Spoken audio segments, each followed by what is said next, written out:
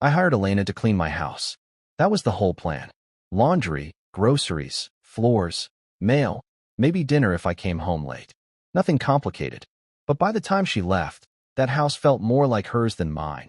And I mean that in a way I still don't know how to explain without sounding like a man who noticed everything too late. She arrived on a Tuesday morning through the agency. I remember that because I had a supplier call in 20 minutes, 2 shirts at the dry cleaner I had forgotten to pick up, and a kitchen sink full of plates I kept pretending I didn't see. I opened the front door with my phone in one hand and a coffee mug in the other. She stood there with one small dark bag beside her feet. "Mr. Bainbridge?" she asked. "Daniel," I said. "Come in." She nodded once and stepped inside like she didn't want to disturb the air. Elena was probably in her early 30s, maybe a little older. Dark blonde hair pulled back, plain coat, no jewelry except a thin watch. She had an accent, soft but clear. Eastern European, I guessed, though I didn't ask. Her eyes moved around the entryway quickly, not nosy, just careful. She noticed the shoes near the stairs, the unopened mail on the console table, the dead flowers in a vase I had not touched in 2 weeks. I gave her the fast tour because that was how I did everything then. Fast, controlled, no wasted emotion. "This is the kitchen. Laundry room is through there. Guest room's upstairs. My room is the last door on the left. You'll have the room over the garage. It has its own bathroom." She listened without interrupting. The house was too big for one person. I knew that. Everyone knew that. For bedrooms, high ceilings, big windows, a sitting room with a piano nobody had played since my mother was alive. The place looked expensive from the outside, but inside it had started to feel like a hotel after all the guests left. Dark rooms, cold counters, a refrigerator full of takeout boxes, and nothing else. My dining room table had contracts on one end and a stack of unopened packages on the other. I had money, sure. I had a successful import business, a staff downtown, a clean car, a calendar so full it looked important. But my actual life at home had become a hallway between work and sleep. Elena stood at the edge of my office door and did not step in. "Are there rooms I should not touch?" she asked. "My office," I said right away. She looked at me, then at the closed laptop on the desk behind me. Of course. No questions. No look on her face. Just that small nod. By the end of the first day, the kitchen counters were clear. By the end of the first week, the laundry was folded in a way that made my drawers look like they belonged to someone organized. By the end of the second week, I started noticing things I had no reason to notice. My coffee was ready before I came downstairs. Not poured, not sitting there cold. Just the machine set, the mug beside it, the beans I liked already opened. I had never told her how I took it. She must have washed once and remembered. The curtains were open in the breakfast room. I had stopped opening them months before because that side of the house faced the garden my mother used to care about. Elena opened them anyway, and somehow I didn't tell her to close them. Dinner started appearing under foil on nights I came home after 9. Nothing fancy. Soup, chicken with rice, pasta with vegetables. Food that tasted like someone expected a person to sit down and eat it. At first, I told myself it was just convenience. That was what I was paying for. Then one morning, I found myself standing in the kitchen longer than usual, drinking coffee while Elena wiped down the island. "You're from Ukraine?" I asked. She glanced at me. "No, Moldova." I nodded like I knew more about Moldova than I did. "How long have you been here?" "A long time." That was all she gave me. She was polite, but not open. She answered what I asked and nothing more. She never tried to impress me, never acted overly friendly, never made me feel like some rich client she had to flatter. If anything, she treated me like a man who needed less noise around him. One evening, I came home earlier than usual and found her in the pantry, writing a grocery list in neat handwriting. "You don't have to do all that tonight," I said. "I know. You're still doing it." She looked over her shoulder. "Tomorrow you have early meeting. If there is no food, you will drink coffee and forget breakfast." I almost laughed because she said it like a fact, not a complaint. "You've known me 3 weeks." "Yes," she said. "That is enough for breakfast." After that, the kitchen became the place where we spoke. Not long talks. Small ones. She asked if my day was difficult when I came in quiet. I asked if the room over the garage was warm enough. She told me which grocery store had better bread. I told her which clients made my head hurt. It was nothing, really. Except it was not nothing. I began leaving for work 10 minutes later. Then 15. I started coming home before 10 because I knew the kitchen light would be on. I told myself I just like to clean house. I told myself it was nice not to live out of paper bags and dry cleaning plastic. But the truth was, the house had started breathing again. The first time I understood that, really understood it, was after a terrible day downtown. A shipment had been delayed. One of my biggest buyers was threatening to cancel, and I had spent 7 straight hours fixing problems other people had created. By the time I got home, I was so tired I stood in the entryway with my coat still on, just staring at the floor. Elena came out of the kitchen. "You did not eat," she said. I looked at her. "How would you know?" She lifted one shoulder. "You come home like this when you do not eat." On the table, there was a bowl of soup, bread, and a glass of water. No speech. No drama. She had just noticed and done something about it. I sat down slowly. She started to leave, giving me space like she always did. "Elena," I said. She stopped near the doorway. "Thank you." Her face softened, just a little. "You're welcome, Daniel." And that was the moment I realized nobody had paid attention to me like that in years. I started looking for reasons to be in the kitchen. That was the embarrassing part. I owned the whole house. I could stand anywhere I wanted. But somehow, every morning, I ended up leaning against the counter with my coffee, pretending I had not already checked the market reports on my phone twice. Elena never called me out on it. She moved around me like I was part of the furniture. She rinsed fruit, wrote notes, put bread in the toaster, checked the little clock above the stove. She did not fill silence just because it was there. That made it easier to talk. "You sleep badly," she said one morning. I looked up. "Good morning to you too." She placed a small plate in front of me. "Toast, eggs, sliced tomato. You answer emails after midnight. Then you come down with one shoe tied better than the other."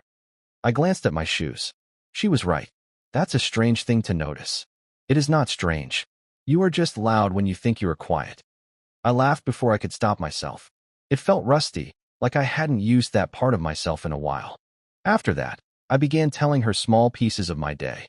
Not the big things, not anything private. Just enough. A buyer who changed his mind after signing. A driver stuck at the port. A supplier in Rotterdam who spoke in circles and made every conversation feel like a test. Elena listened without making it about herself. She did not say, "That must be hard," in that empty way people do when they want credit for caring. She asked practical questions. "Why do you still work with him?" "Because he delivers." "Does he? Or do you fix the delivery every time?" That one stayed with me for the rest of the day. One afternoon, I came home early because a meeting got canceled. I expected to find her inside, but the kitchen was empty. The back door was open a few inches, and I saw her sitting on the steps behind the house, looking out at the yard. She had a mug in both hands. Her shoulders were relaxed in a way I had not seen before. I almost turned back. It felt like I had walked into a moment that belonged to her. But she heard me. "You are home early." Meeting fell apart. She nodded and moved slightly, making room on the step. I sat beside her, still in my work jacket. For a while, neither of us said anything. The yard looked better because of her. The old planters had new herbs in them. The patio chairs were clean. Even the grass seemed less forgotten, though I knew she had not touched that. "Do you like it here?" I asked. "In America?" "In this house." She looked at the mug. "This house is quiet." That's not an answer. It is one kind of answer. I waited. She looked across the yard and said, "America is easier when you are useful. People ask fewer questions." I turned toward her. "Is that what you want? Fewer questions?" "Sometimes. Sometimes not." She gave me a small smile, but it did not reach her eyes. Sometimes a person gets tired of being only useful. That was the first time I saw something under her calmness. Not weakness. More like a door that had been locked for so long the wood had changed color around the handle. I did not push her. I wanted to, but I didn't. The piano changed everything. It was a Saturday. I had planned to go into the office, but I forgot a folder upstairs and came back through the sitting room. That was when I heard it. Music. Not from a speaker. Not from the television. Real piano, low and careful at first, then fuller, like someone testing whether the house would allow it. I stopped in the hallway. Elena was at the old piano near the tall windows. Her back was straight. Her hands moved like they belonged there. The song was not one I knew. It sounded beautiful and unfinished, like it had been waiting in that room longer than both of us. She stopped the second she saw me. "I'm sorry," she said, standing fast. I should have asked. "No," I said. Don't stop. She looked embarrassed in a way I had never seen from her. It was dusty. So you cleaned it by playing? That almost made her smile. She sat again, but her hands stayed in her lap. You play like that and never mentioned it. It is not important. It sounded important. She looked at the keys. I studied music when I was younger. In Europe. What happened? Her fingers touched one white key, barely making a sound. I came here. That's not really an answer either. No, she said quietly. But it is the true one. Then she added, almost to herself, some lives do not travel well. I didn't know what to say to that. So I asked her to play again. She did. And I stood there like an idiot with a folder in my hand, realizing the woman who washed my shirts and stocked my refrigerator had once belonged to rooms I knew nothing about. A few days later, she surprised me again.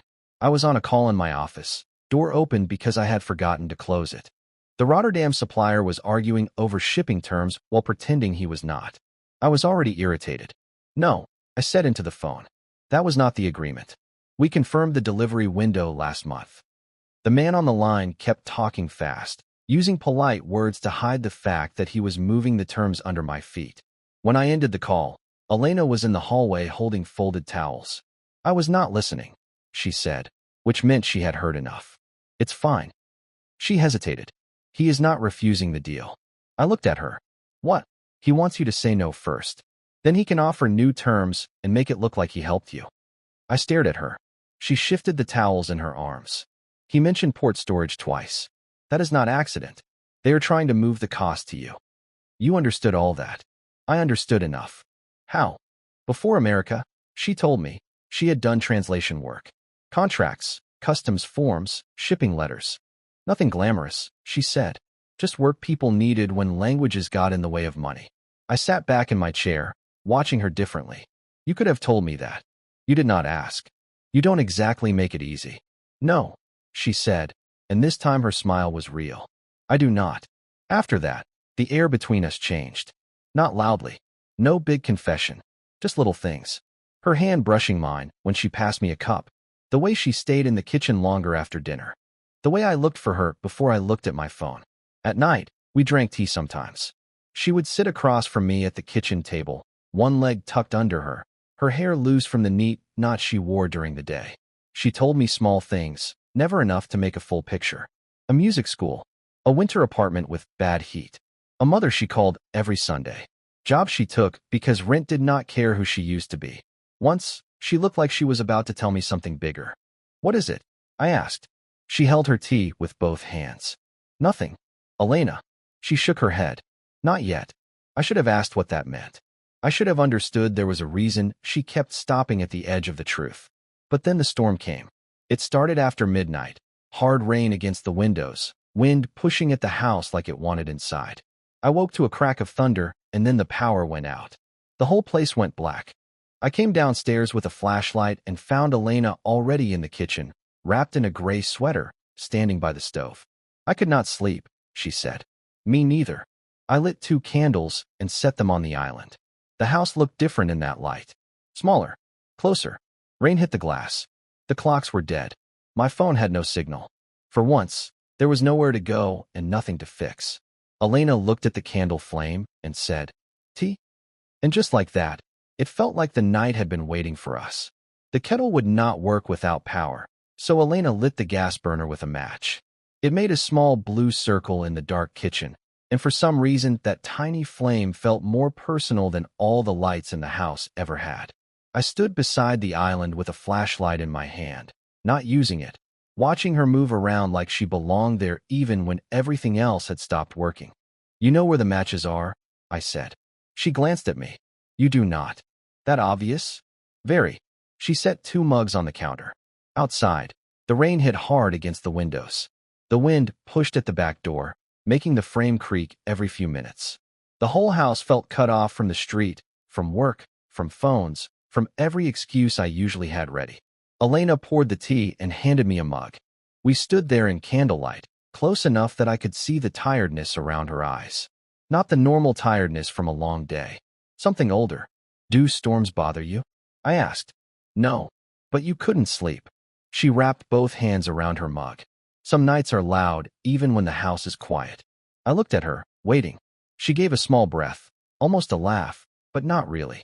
You always wait like you are negotiating. I'm trying not to push. That is new for you? Probably.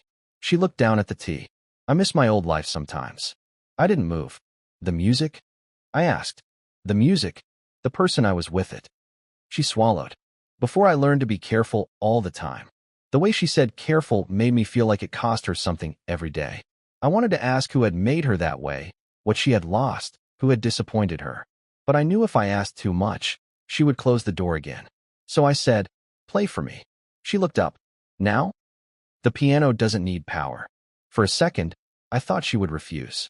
Then she took her candle, walked into the sitting room, and sat at the old piano. I followed but stayed by the doorway. The room was almost black except for the candle on top of the piano. Rain moved against the tall windows like gray hands. Elena sat very still before she touched the keys. Then she began. I can't tell you what the song was. Maybe it had no name. Maybe it was something she remembered from another country, another room, another version of herself. But I know what it did to me. It made the house feel less empty in a way nothing else had. When she stopped, the silence after it was not cold. I walked closer. I don't understand how you do that, I said. She kept her hands on the keys. Do what? Make this place feel less empty just by being in it. Her face changed. Not a lot. Elena never gave away too much. But I saw it. The sentence hit somewhere she was not ready for. Daniel, she said quietly. I knew there was a warning in my name. I heard it. I just didn't step back. She stood, and we were close enough that neither of us could pretend anymore. I touched her hand first.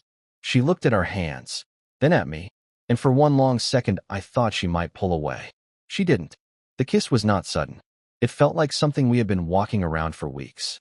Her hand came to my chest, not pushing me back, just holding there like she needed to know I was real.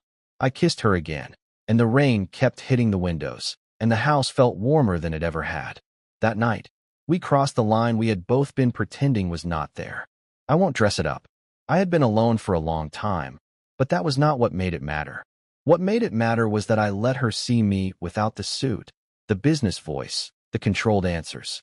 For the first time in years, I did not feel like I was managing a life. I felt like I was living one. The next morning, she was already downstairs when I came into the kitchen. The power was back. The lights were on.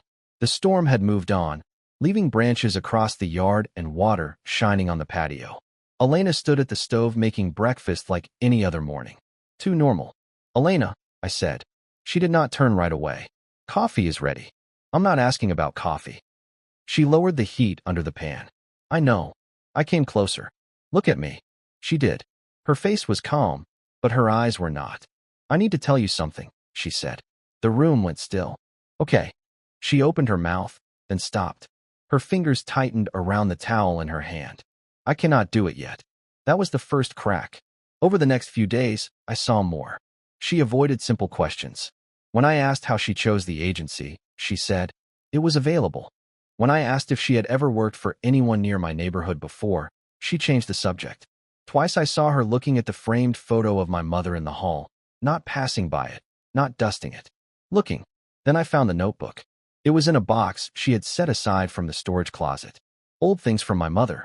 Photos, cards, a few letters tied with ribbon. I had told Elena months before not to worry about that closet, but she had organized it anyway and left the box on the table outside my office. A small black notebook had slipped between the papers. I opened it because I thought it was my mother's. It was Elena's. Most of it was grocery notes and music lines written by hand. Then I saw my mother's name. Margaret Bainbridge. Under it was my address. My stomach went cold. When Elena came in from the laundry room, I was standing there with the notebook in my hand. Her face told me before she said a word. How do you know my mother? I asked. She took one step forward, then stopped. Daniel. No. Answer me. She looked at the floor. I knew her years ago. How? When I first came here, I had almost nothing. Bad room. Bad work. Bad people around me. Your mother helped me. She found me a safer place. She helped me with papers, with work, with food when I was too proud to ask. I stared at her, trying to keep up. And you just forgot to mention that.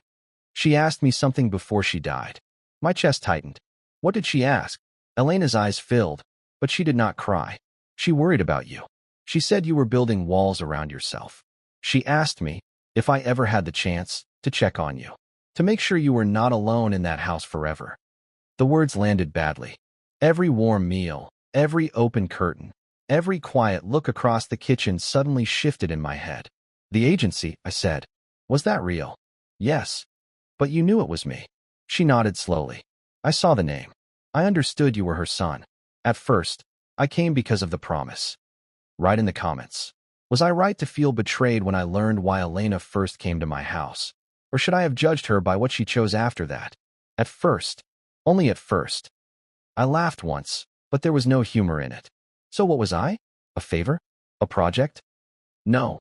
You watched me. I noticed you. Because my mother told you to. Because I cared. You cared after being sent here. Her face tightened like I had slapped her with words. I should have told you, she said. I know that. But the coffee, the music, the talks, that night. Daniel, that was not a promise. I wanted to believe her. That was the worst part. Some part of me already did. But the hurt was louder. You need to leave, I said. She stood very still. For tonight. I looked away. No. Leave. She nodded once. Just like the first day, small and controlled. Then she went upstairs and packed the same small dark bag she had arrived with. When she walked out, she did not take much. But the house felt emptied in a way I could feel in my teeth. On the kitchen windowsill, she left the little green plant she had bought weeks earlier. Beside the piano, she left a page of unfinished notes. I did not touch either one. For the first 2 days after Elena left, I told myself the house was better quiet. No secrets. No strange looks at old family photos. No wondering what was real and what came from a promise my mother had no right to make for me. No blurred lines with a woman I had hired and then let too close. I repeated that every morning while I drank coffee that tasted wrong. The machine was the same. The beans were the same. The mug was the same. But I kept forgetting to set it up at night. So I'd stand there half awake, irritated at a small thing that had never bothered me before Elena. Dinner got worse first. I went back to ordering food from places that knew my voice. Most nights, I brought the bag inside, set it on the counter, answered emails, and found it cold an hour later. Once I opened the refrigerator and saw nothing but mustard, bottled water, and a takeout box from 3 nights before. I laughed at myself, but it came out flat. The house was clean enough for a while because she had left it that way. Then little things started slipping. Mail gathered by the door. A shirt stayed over the back of a chair for 4 days. The sitting room stayed dark because I could not bring myself to open the curtains. The piano sat there like it knew more than I did. The plant on the kitchen windowsill annoyed me most. It was small, green, ordinary, and stubborn. I told myself I would throw it away. I even picked it up once and carried it to the trash. Then I watered it and put it back. That made me angrier than the plant deserved. At work, I was sharp with people. Too sharp. My assistant asked if I was feeling all right, and I said I was fine in the voice that made people stop asking.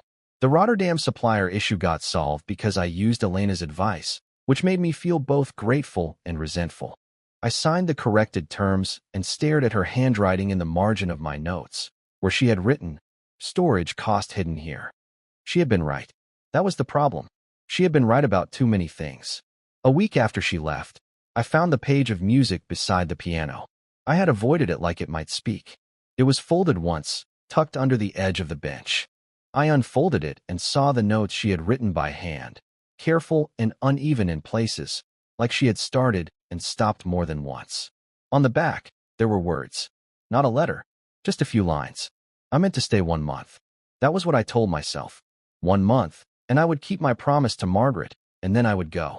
But the house stopped feeling like work. He started coming home earlier. He laughed once in the kitchen. I wanted to hear it again. I sat down on the piano bench. The room was silent, but it did not feel empty the same way. It felt like there was something I had refused to hear. My mother had opened the door. I could hate that part. I could be angry that she had worried about me enough to reach beyond her own life and arrange one more quiet interference. But Elena had not stayed because of my mother. Not all that time. Not through the late dinners, the storm, the music, the way she looked at me when she thought I wasn't paying attention. She had chosen to stay, and I had used the one lie she told to run back to the life I already knew how to survive. That was not honesty. That was fear dressed up as pride. I found her address through the agency records. I should probably say I hesitated. I didn't. Once I admitted what I wanted, hesitation felt like one more excuse. Her apartment building was on the other side of the city, above a small grocery store with faded signs in the window. The hallway smelled like soup, cleaning soap, and old carpet. It was nothing like my house. Low ceiling, thin walls, a neighbor's television playing too loud behind one door. I stood outside number 3B for longer than I needed to. Then I knocked. Elena opened the door in a loose sweater, hair down, no shoes. She looked tired, guarded, not surprised exactly, but not ready for me either. "Daniel," she said. "Hi." She did not step back. "Why are you here?" I looked past her for half a second. Small apartment. One lamp on. Books stacked near a chair. A keyboard against the wall instead of a piano. Then I looked at her. "You should have told me." "I know. Before the storm. Before anything." "I know." I nodded, because I needed to hear her say it, and she did not hide from it. "I was hurt," I said, "because I thought I was an obligation. Like my mother handed you a job, and I was too blind to see it." Her face softened, but she stayed still. "You were never just an obligation." "I believe that now." She blinked, and for the first time, her guard slipped. I took a breath. "I don't want you back as my housekeeper." Her eyes dropped for a second. "And I don't want you back because of my mother," I said. "No promises. No favors. No debt to anyone." The hallway was quiet except for the muffled television down the hall. "I want you to come back only if you choose me. And if you don't, I'll leave and I won't make it harder." Elena looked at me for a long moment. Then she stepped aside. Not much, just enough for me to enter. I walked into her small apartment, and she closed the door behind me. She did not run into my arms. She did not make a speech. She just stood there, close enough that I could see her hands shaking a little. "I choose," she said quietly. And this time, I knew the choice was hers.